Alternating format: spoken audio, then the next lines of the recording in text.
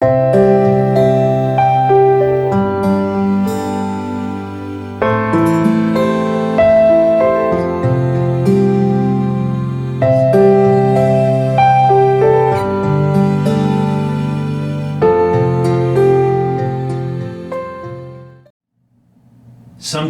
we forget that our freedom and that our pardon from sin was bought at a terrible cost. Listen to the words of God. When he had finished praying, Jesus left with his disciples and crossed the Kidron Valley. On the other side there was a garden, and his disciples went into it. Now Judas, who betrayed him, knew the place, because Jesus had often met there with his disciples. So Judas came to the garden, guiding a detachment of soldiers and some officials from the chief priests and the Pharisees. They were carrying torches, lanterns, and weapons. Jesus, knowing all that was going to happen to him, went out and asked them, "Who is it that you want?" "Jesus of Nazareth," they replied. "I am he," Jesus said. And Judas, the traitor, was standing there with them. When Jesus said, "I am he," they drew back and fell to the ground. Again he asked them, "Who is it that you want?" "Jesus of Nazareth," they said. Jesus answered, "I told you that I am he. If you are looking for me, then let these men go." This happened so that the words he had spoken would be fulfilled, "I have not lost one of those you gave me." Then Simon Peter, who had a sword, drew it and struck the high priest's servant, cutting off his right ear. The servant's name was Malchus. Jesus commanded Peter, "Put away your sword. Shall I not drink the cup the Father has given me?" Then the detachment of soldiers with its commanders and the Jewish officials arrested Jesus. They bound him and brought him first to Annas, who was the father-in-law of Caiaphas, the high priest that year. Caiaphas was the one who had advised the Jewish leaders that it would be good if one man died for the people. Simon Peter and another disciple who were following Jesus. Because his disciples were known to the high priest, he went with Jesus into the high priest's courtyard, but Peter had to wait outside the door. The other disciple, who was known to the high priest, came back, spoke to the servant girl on duty there, and brought Peter in. "You aren't one of this man's disciples too, are you?" she asked Peter. He replied, "I am not." It was cold, and the servants and officials stood around a fire they had made to keep warm. Peter also was standing with them, warming himself.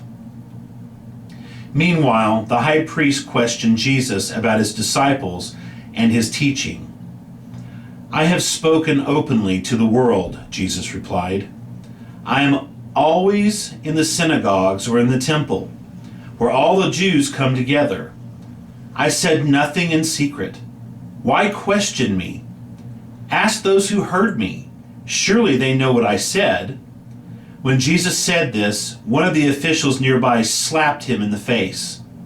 "Is this the way you answer the high priest?" he demanded. "If I said something wrong," Jesus replied, "testify as to what it is wrong. But if I spoke the truth, why did you strike me?" Then Ananias sent him bound to Caiaphas the high priest. Meanwhile, Simon Peter was still standing there warming himself. So they asked him, "You aren't one of his disciples too, are you?" He denied it, saying, "I am not." One of the high priest's servants, a relative of the man whose ear Peter had cut off, challenged him. "Didn't I see you with him in the garden?" Again, Peter denied it, and at that moment, a rooster began to crow. Then the Jewish leaders took Jesus from Caiaphas to the palace of the Roman governor. By now it was early morning, and to avoid ceremonial uncleanness, they did not enter the palace, because they wanted to be able to eat the Passover. So Pilate came out to them and asked, "What charges are you bringing against this man?" "If he were not a criminal," they replied, "we would not have handed him over to you." Pilate said, "Take him yourself and judge him by your own law." "But we have no right to execute anyone," they objected. This took place to fulfill what Jesus had said about the kind of death he was going to die. Pilate then went back inside the palace, summoned Jesus, and asked him, "Are you the king of the Jews?" "Is that your own idea?" Jesus asked, "or did others talk to you about me?" "Am I a Jew?" Pilate replied. "Your own people and chief priests handed you over to me. What is it you have done?" Jesus said, "My kingdom is not of this world. If it were, my servants would fight to prevent my arrest by the Jewish leaders. But now my kingdom is from another place." "You are a king then," said Pilate. Jesus answered, "You say that I am a king. In fact, the reason I was born and came into the world is to testify to the truth. Everyone on the side of truth listens to me." "What is truth?" reported Pilate. With this, he went out again to the Jews gathered there and said, "I find no basis for a charge against him. But it is your custom for me to release to you one prisoner at the time of the Passover. Do you want me to release the King of the Jews?" They shouted back, "No, not him. Give us Barabbas." Now Barabbas had taken part in an uprising. Then Pilate took Jesus and had him flogged. The soldiers twisted together a crown of thorns and put it on his head. They clothed him in a purple robe and went up to him again and again, saying, "Hail, King of the Jews!" And they slapped him in the face. Once more Pilate came out and said to the Jews gathered there, "Look, I am bringing him out to you to let you know that I find no basis for a charge against him." When Jesus came out wearing the crown of thorns and the purple robe, Pilate said to them, "Here is the man." As soon as the chief priest and the officials saw him, they shouted, "Crucify! Crucify!" But Pilate answered, "You take him and you crucify him. As for me, I find no basis for a charge against him." The Jewish leaders insisted, "We have a law, and according to that law he must die, because he claimed to be the Son of God." When Pilate heard this, he was even more afraid, and he went back inside the palace.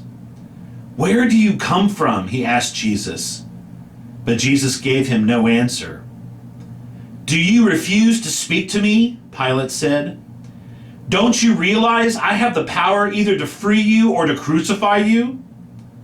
Jesus answered, "You would have no power over me if it were not given to you from above. Therefore, the one who handed me over to you is guilty of a greater sin."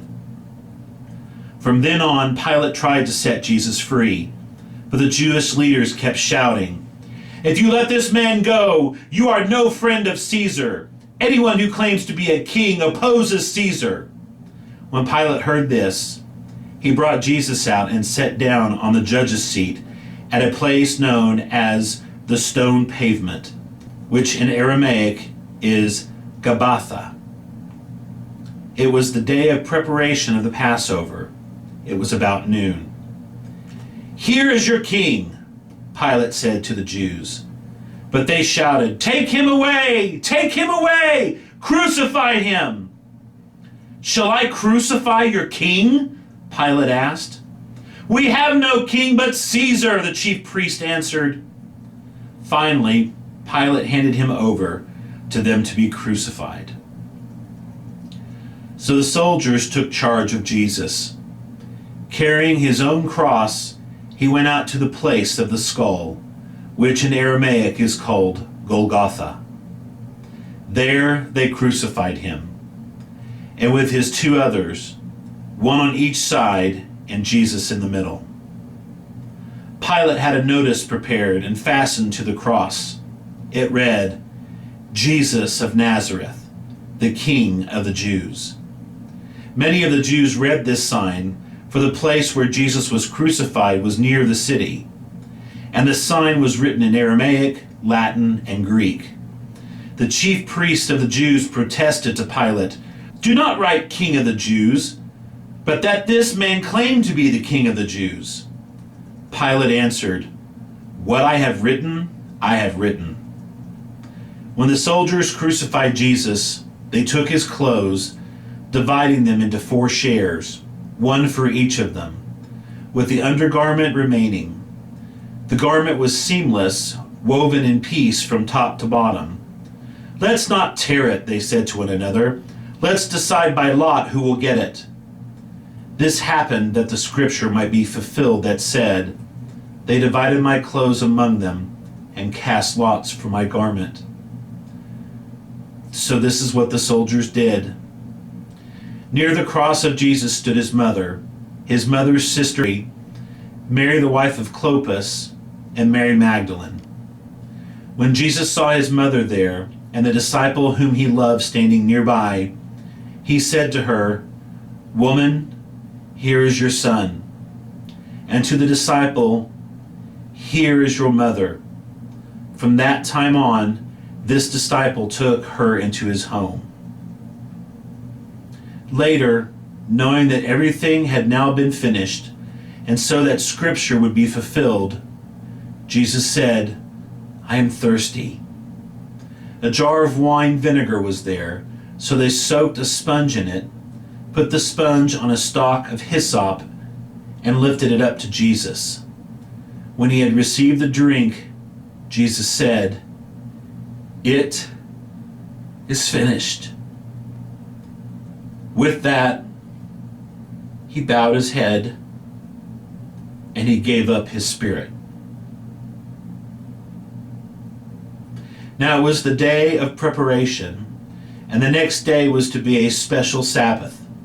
Because the Jewish leaders did not want the bodies left on the crosses during the Sabbath, they asked Pilate to have the legs broken and the bodies taken down. The soldiers, therefore, came and broke the legs of the first man who had been crucified with Jesus, and then those of the other.